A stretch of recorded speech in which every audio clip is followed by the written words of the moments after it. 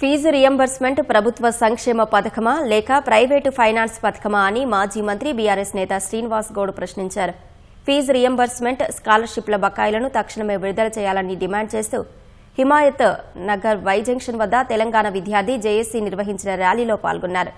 ప్రభుత్వం విడుదల చేసిన జీవో 8, 9 ప్రతులను చించి నిరసన వ్యక్తం చేశారు.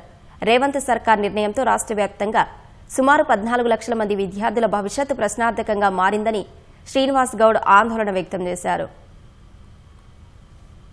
విద్యార్థులకు మేము చదువు చెప్తాం, విద్యార్థులకు అది చేస్తాం, నిరుద్యోగులకు ఉద్యోగాలు ఇస్తాం, లేనిపోని మాటలు చెప్పి ఇవాళ పేద విద్యార్థులు ఎస్సీలు కావచ్చు, ఎస్టీలు కావచ్చు, వికలాంగులు కావచ్చు, మైనార్టీలు కావచ్చు, ఓసీలో ఉన్నటువంటి పేదలు కావచ్చు, పేద విద్యార్థులు చదువుకోవడానికి అవకాశం లేకుండా పోతా ఉంది.